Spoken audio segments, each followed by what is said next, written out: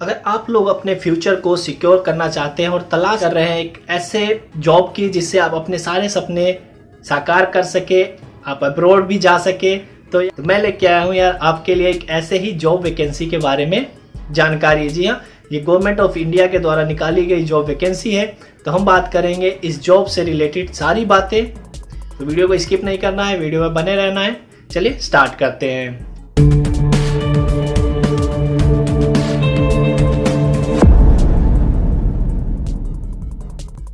जय हिंद दोस्तों, मेरा नाम है राणा। आप देख रहे हैं मेरा यूट्यूब चैनल ऑलराउंडर सिंह, जहां दोस्तों हम लोग बात करने वाले हैं general insurance corporation of India के द्वारा निकाली गई जॉब वैकेंसी के बारे में।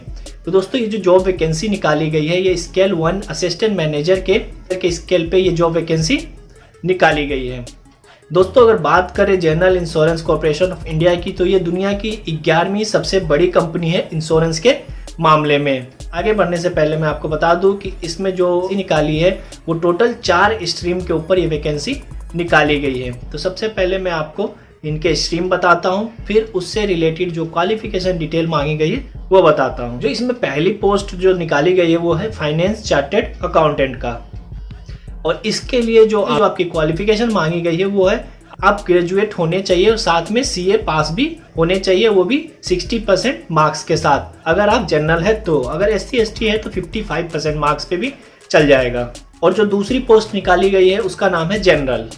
आप इस पोस्ट के लिए अगर अप्लाई करना चाहते हैं तो मिनिमम जो आपकी क्वालिफिकेशन है वो ग्रेजुएशन रखी गई है। अगर आप जनरल कैटेगरी के हैं तो 60% मार्क्स के साथ, और एससी एसटी है तो 55% मार्क्स के साथ। और दोस्तों जो आपकी तीसरी पोस्ट है वो है लीगल, यानी लीगल प्रोसेस के लिए आपको रखा जाएगा। इसके लिए जो आपकी क्वालिफिकेशन है वो आप एलएलबी में ग्रेजुएट होने चाहिए किसी एक रिकॉग्नाइज्ड यूनिवर्सिटी से इंडिया के अंदर, वो भी 60% मार्क्स के साथ, और एससी एसटी है तो 55% मार्क्स के साथ। तो दोस्तों जो चौथी पोस्ट है वो है इंश्योरेंस, और इसके लिए जो क्वालिफिकेशन डिटेल मांगी गई है वो है मिनिमम आप ग्रेजुएट होने चाहिए, और उसके साथ ही आपके पास जनरल इंश्योरेंस में डिप्लोमा या रिस्क मैनेजमेंट में डिप्लोमा, और लाइफ इंश्योरेंस FCII FIII इनमें से किसी एक में आपके पास डिप्लोमा होना चाहिए, तो आप इस पोस्ट के साथ अप्लाई कर सकते हैं।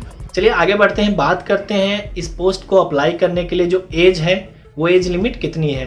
तो अब अगर 21 साल से 30 साल के बीच में है तो आप इस पोस्ट के लिए अप्लाई कर सकते हैं। अब आगे बढ़ते हैं और बात करते हैं इस सिलेक्शन प्रोसेस की।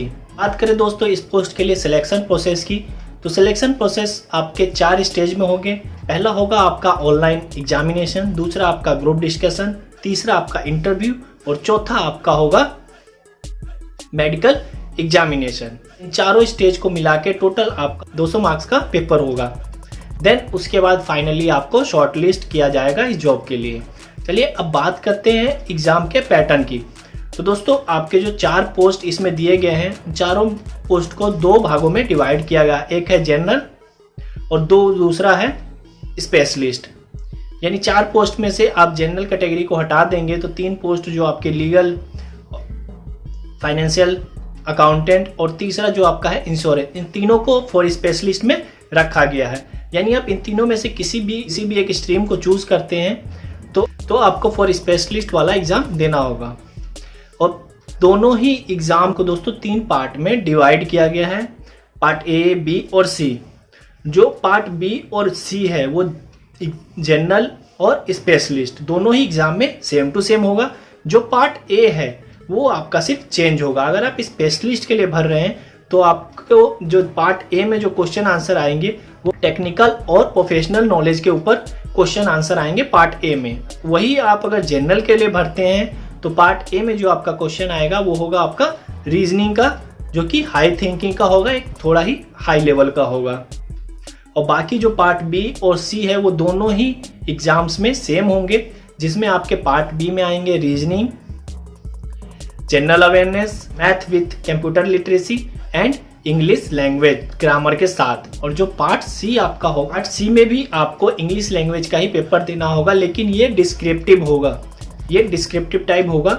यानी इसमें आपको टाइप करके आंसर देने होंगे ऑनलाइन ही कंप्यूटर पे। और बाकी जो पार्ट ए और पार्ट बी है ये आपका मल्टीपल चॉइस क्वेश्चन आंसर होगा। पार्ट सी दोनों ही पेपर में आपको डिस्क्रिप्टिव पेपर देना होगा। अब बात करते हैं दोस्तों, आपको कितने क्वेश्चन इसमें आने वाले हैं, कितने मार्क्स आपके होंगे और कितने मिनट का टाइम आपको दिया जाएगा करने के लिए।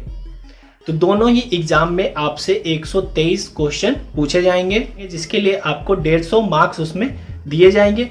और टोटल टाइम की बात करें तो आपको इसमें 2.5 घंटे का समय दिया जाएगा इस तीनों पार्ट ए बी सी तीनों ही एग्जाम को क्लियर करने के लिए। दोस्तों जो आपके एग्जाम होगा उसमें जो आपका सेक्शन पार्ट बी और पार्ट सी जो है, इन दोनों में ही आपका नेगेटिव मार्किंग भी होगा, जो कि 0.25 होगा। बात करें इसको क्वालिफाई करने के लिए दोस्तों, तो आप अगर जनरल कैटेगरी से हैं तो ओवरऑल आपको 60% मार्क्स इसमें लेके आना पड़ेगा इस ऑनलाइन एग्जाम में।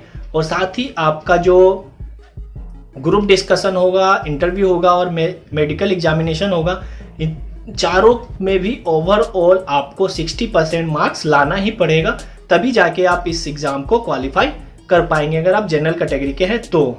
चलिए दोस्तों, अब बात करते हैं अपने मेन टॉपिक की, यानी आपको इस जॉब में सैलरी कितनी मिलने वाली है। तो दोस्तों सैलरी की अगर बात करें तो आपका जो बेसिक पे होने वाला है यहाँ पे वो है 32,795 रुपये। और इसके साथ प्लस में आपको DA, HRA और CCA को ऐड कर दे तो आपको जो वहाँ पे इन हैंड पर मंथ जो सैलरी मिलने वाली है वो लगभग 65,000 रुपये के करीब में मिलने वाली है। और इसके साथ ही आपको यहाँ पे बहुत सारे अदर अलाउंस भी मिलने वाली है गवर्नमेंट की तरफ से, जो कि मुझे नहीं लगता कि और अदर जॉब्स में इतनी मिलती भी है। तो बात करें अगर मोटे मोटे कुछ ऐसे अलाउंस की, तो आपको यहाँ पे आपको न्यूज़पेपर के लिए अलाउंस मिलेगा, इंटरनेट के लिए मिलेगा, होम फर्निशिंग के लिए अलाउंस मिलेगा, आपके लीव और ट्रेवल पे सब्सिडी मिलेगी, आपको मेडिकल बेनिफिट्स भी मिलने वाले, और भी ऐसे बहुत से अलाउंस है जो आपको यहाँ पे मिलने वाला है। तो यार ओवरऑल बहुत ही अच्छा जॉब है ये।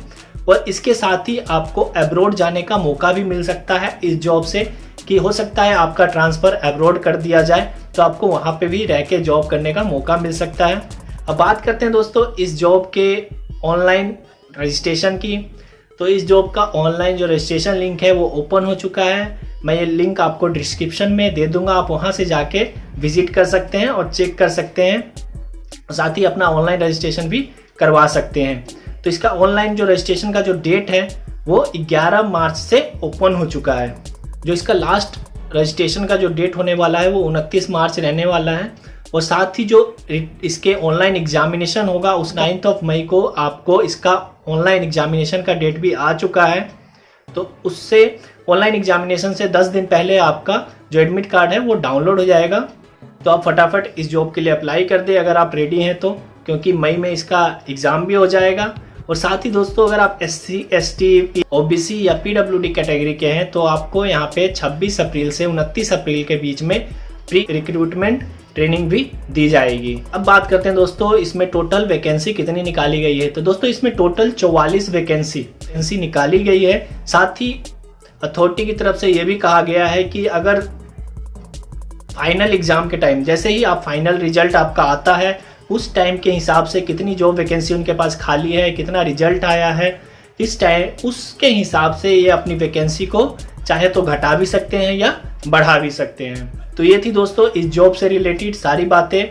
होप आपको ये मेरी वीडियो पसंद आई होगी। अगर आपको ये मेरी वीडियो पसंद आई तो कृपया लाइक कर दें, वीडियो को शेयर कर दें, ताकि ज़्यादा से ज़्यादा लोगों को इस जॉब के बारे में जानकारी मिल सके।